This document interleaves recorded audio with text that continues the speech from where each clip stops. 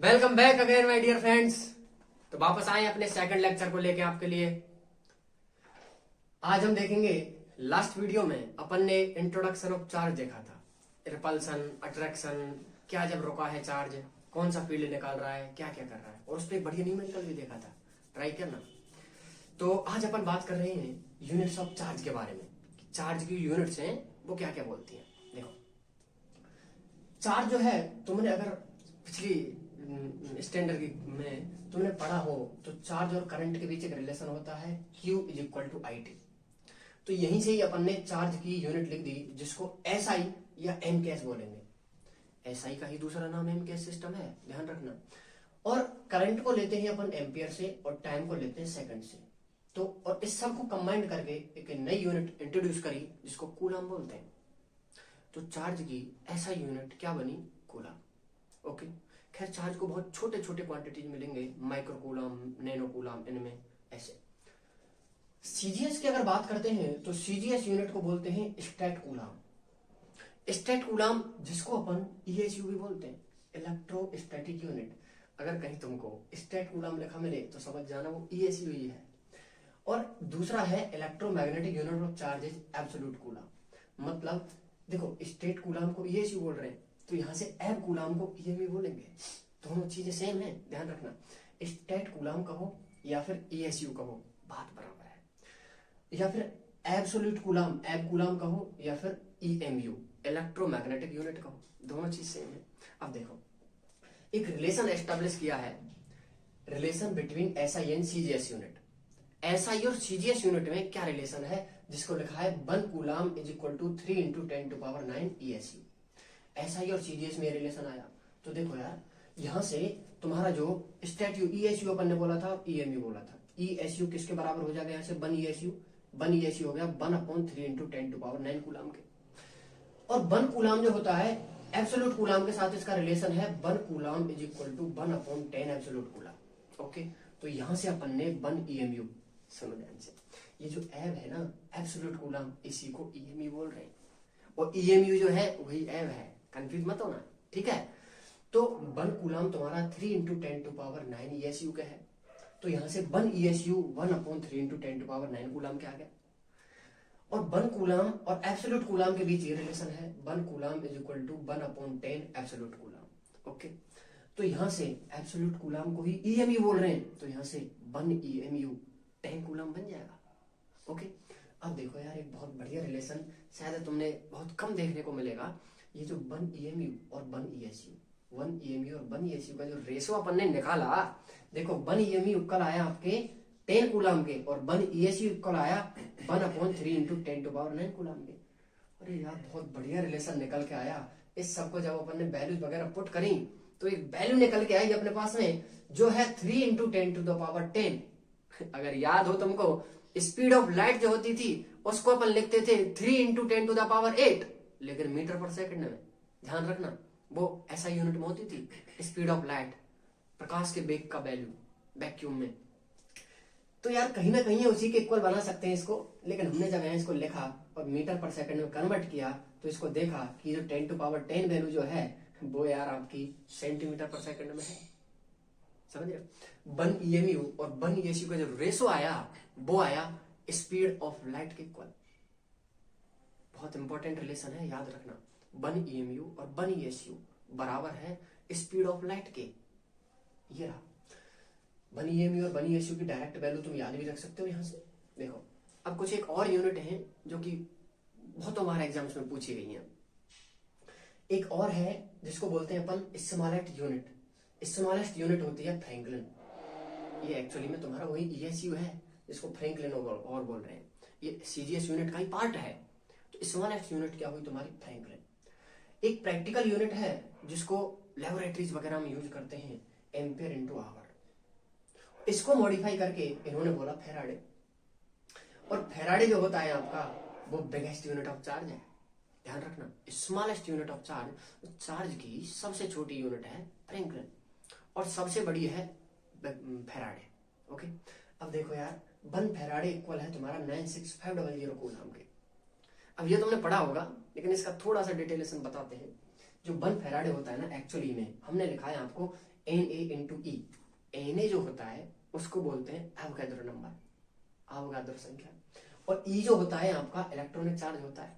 यार तुमको ध्यान से अगर समझ आ रहा हो तो यार, electric charge carried by 1 mole of electron, मतलब तुम्हारा जो 1 फैराडे जो वैल्यू है ना, वो एक्चुअली में इलेक्ट्रॉनिक चार्ज है 1 मोल इलेक्ट्रॉन पर। 1 मोल इलेक्ट्रॉन पर चार्ज है ये, मतलब 1 मोल जो है तुम्हारे केमिस्ट्री में पढ़ोगे थोड़ा बहुत, मोल्स वगैरह क्या होते हैं।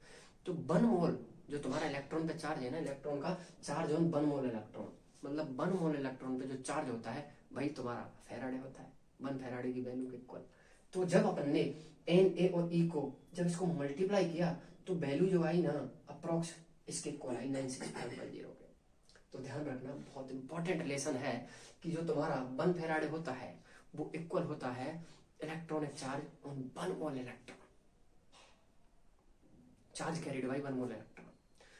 चार्ज ऑन 1 मोल इलेक्ट्रॉन है तुम्हारा 1 फैराडे, और ये तुम्हारा रिलेशन जो है EMU और ESU का, इसको भी याद रखना। चार्ज की स्मॉलेस्ट यूनिट है फ्रैंकलिन, बिगेस्ट है तुम्हारी फैराडे। आई थिंक चार्ज की जो पूरी की पूरी स्टोरी है वो तुमको समझ आई होगी। एक भी चीज को मिस मत करना, बहुतों बार एग्जाम में पूछी गई छोटी छोटी चीजें करके। कभी कभी चार्ज को SI में दे देगा, CGS में दे देगा, तो कन्वर्ट करना आना चाहिए तुमको। अब तुमको भले ही न्यूमेरिकल आता हो, लेकिन वो ऑप्शंस डिजाइन किए हैं, हो सकता है उनमें यूनिट चेंज कर दी हो, और हो सकता है क्वेश्चन में सारी यूनिट CGS में दी हो, एक MKS में दे दी हो, तो कन्वर्जेशन बहुत जरूरी है। इसी वजह से तुमको एक भी यूनिट नहीं छोड़ी है, सारी की सारी बता दी है। अब याद करना तुम्हारा काम है, सब देखना अच्छे से। CGS स्टेट जो भी है तुम्हारी, अच्छे से देखना, एब्सोल्यूट कूलम जो है, और इस रिलेशन को बहुत अच्छे से याद रखना। 1 EMU और 1 ESU वाला, 1 EMU और 1 ESU जो वैल्यू निकल के आई वो आपकी स्पीड ऑफ लाइट के इक्वल आई है, जो कि वैक्यूम में 3 × 10⁸ होती है, बट मीटर पर सेकंड होती थी वो। यहाँ वैल्यू 10⁻10 आई थी, मॉडिफाई किया तो देखा ये सेंटीमीटर पर सेकंड में है। लगता है तुमको समझ आया होगा। आगे बढ़ते हैं। इधर हमने तुमको स्पेसिफिक प्रॉपर्टीज ऑफ चार्ज लिखी है, मतलब चार्ज की कुछ बेसिक प्रॉपर्टी है, बहुत है, धीरे धीरे स्टडी करेंगे सबके बारे में। अभी देखो, पहला पॉइंट तो यही है कि charge is scalar quantity, it represent the excess और डेफिशिएंसी ऑफ इलेक्ट्रॉन। मतलब चार्ज जो है ना, वो आपका एक स्पेसिफिक कैरेक्टर ही तो था भाई। ये क्वांटिटी तुम्हारी स्केलर हुई, कोई डायरेक्शन वगैरह नहीं है, it is just amount of anything, किसी भी चीज की ये केवल क्वांटिटी है। ओके, तो ये वेक्टर नहीं है, ओनली स्केलर है। और क्या बोला है, इट रिप्रेजेंट्स द एक्सेस और डेफिशिएंसी ऑफ इलेक्ट्रॉन। मतलब चार्ज जो है क्या शो करता है, तुमको याद हो पिछली क्लास में बताया था, पॉजिटिव का मतलब excess of, deficiency of electron मतलब जहां पे इलेक्ट्रॉन लैक हो, कम हो, और तुमको नेगेटिव बताया था एक्सेस ऑफ इलेक्ट्रॉन। ध्यान है कहानी। तो एक्चुअली में तुम्हारा जो चार्ज है ना, वो क्या रिप्रेजेंट करता है कि कहाँ तुम्हारे इलेक्ट्रॉन ज्यादा हैं, कहाँ तुम्हारे इलेक्ट्रॉन कम हैं। मतलब नंबर ऑफ इलेक्ट्रॉन्स पे ही वेरी करता है पूरा चार्ज तुम्हारा। क्योंकि यार देखो, चार्ज है वही ट्रांसफरेबल है, वही जाएगा, क्योंकि मास बहुत लैक होता है as compare to proton. Okay, अगला पॉइंट है charge is always associated with mass. बहुत इंपॉर्टेंट है भाई, ध्यान रखना कि तुम्हारा जो चार्ज है ना, वो हमेशा मास के साथ जुड़ा है। अच्छा एक बात बताओ, क्या कभी ऐसा हो सकता है कि किसी बॉडी के पास मतलब कोई यहाँ अस्तित्व में ही नहीं है, मतलब कोई चीज एग्जिस्ट ही नहीं कर रही, तो यार चार्ज कहाँ से आएगा उसके ऊपर। पत्थरों को जब तुम रगड़ते हो तो उनके बीच में चार्ज आता है ना, है? क्या कभी ऐसा हुआ है चार्ज आ गया पत्थर ही नहीं है? नहीं, ये केवल एक प्रॉपर्टी है, बॉडी की प्रॉपर्टी है ओनली। तो ये जब तुमने रगड़ा पत्थरों को तो प्रोड्यूस हुई, मतलब जब तुम्हारा मास होगा तभी चार्ज का एग्जिस्टेंस है। आगे की लाइन पढ़ो, charge can not exist without mass, दो mass can exist without charge. मतलब अगर किसी बॉडी के पास चार्ज है तो 100% अपन कह सकते हैं कि उसके पास मास भी होगा। लेकिन अगर उसके पास चार्ज नहीं है तो बिल्कुल ये जरूरी नहीं है कि उसके पास मास नहीं है। ओके, लेकिन अगर चार्ज है तो इट इज मस्ट कि उसके पास मास भी होगा, क्योंकि बिना मास के चार्ज का एग्जिस्टेंस नहीं है। मास है लेकिन चार्ज का एग्जिस्टेंस नहीं है, तो charge is always associated with मास। ध्यान रखना इसको, बहुत इंपॉर्टेंट पॉइंट है। आगे तुमको हमने कुछ एक पॉइंट्स लिखे हैं जिनमें लिखा है charge of electron, mass of electron, mass of proton. देखो भाई, ये तुमको चार्ज के वगैरह में इंफॉर्मेशन बहुत कम मिलेगी क्वेश्चन में, इसी वजह से पहले इनको लर्न कर लेना। चार्ज ऑफ इलेक्ट्रॉन होता है आपका -1.6 इंटू 10⁻⁹ कूलम, और जो कि तुम्हारा इक्वल होता है चार्ज ऑफ प्रोटॉन के, लेकिन पॉजिटिव का। ओके, मास ऑफ इलेक्ट्रॉन है 9.1 इंटू 10⁻31 kg। वैल्यू तुमको एग्जाम में दे देता है, लेकिन कभी कभी नहीं देता, इसलिए बी केयरफुल, पहले ही लर्न करके रखो। और मास ऑफ प्रोटॉन जो होता है वो होता है 1.67 इंटू 10⁻27। और चार्ज ऑफ न्यूट्रॉन जो कि 0 होता है, लेकिन मास ऑफ न्यूट्रॉन जो होता है वो आपका मास ऑफ प्रोटॉन के इक्वल होता है।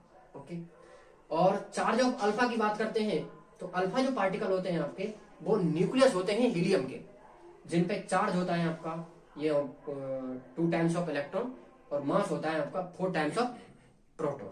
ओके, और फोटोन की बात करिए तो फोटोन पे चार्ज 0 होता है, चार्जलेस और मासलेस क्वांटिटी होती है फोटोन।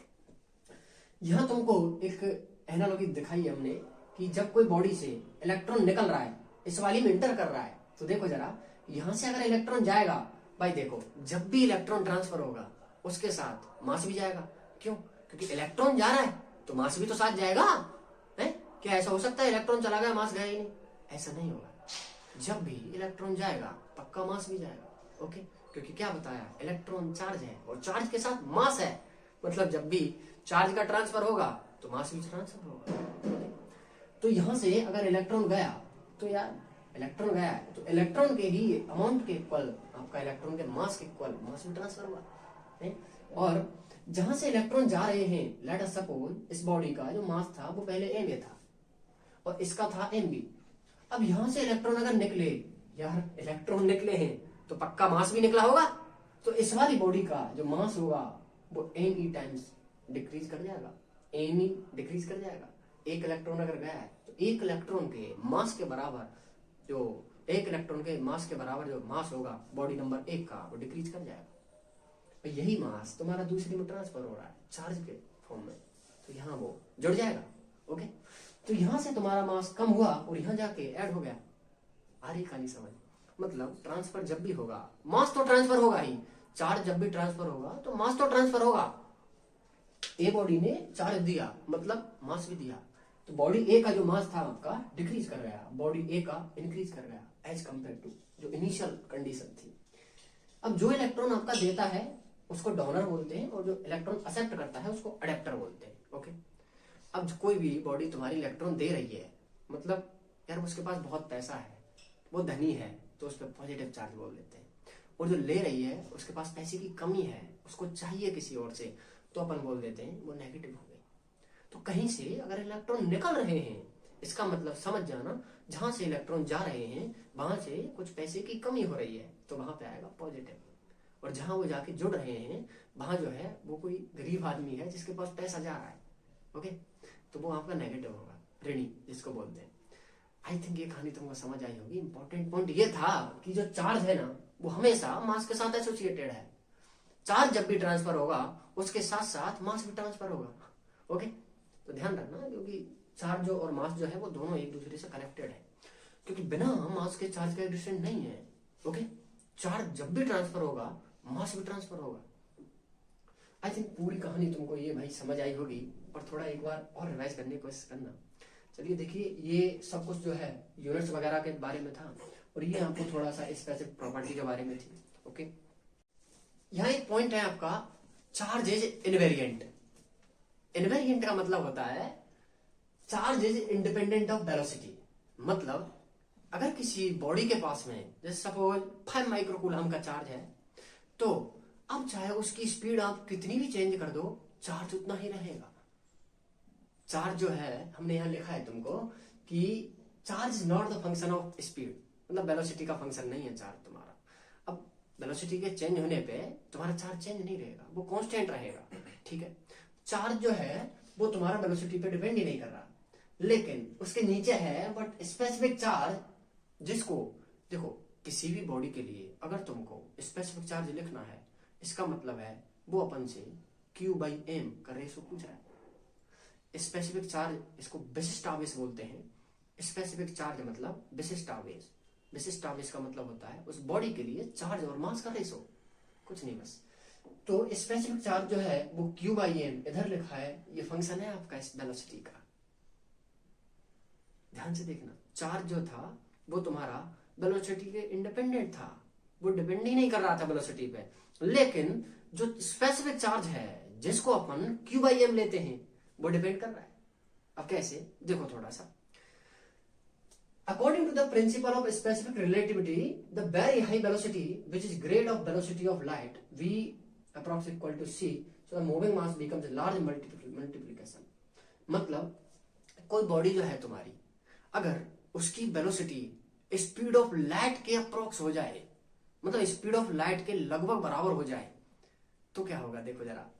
तो यहाँ लिखा है, ये रिलेटिविटी की थ्योरी है भाई, तुमको अभी समझ नहीं आएगी, बहुत हायर ऑर्बिट्स में पढ़ते हैं इसको। तो मूविंग मास बोलते हैं mv को, is equal to M not divided by 1 minus B square by C square. B जो है, जो वेलोसिटी है जो बॉडी ने स्टार्ट की है चलना, एम नॉट जो है वो रेस्टिंग मास है, मतलब जब बॉडी आपकी स्टेबल थी, नो मूवमेंट था, तब क्या मास था।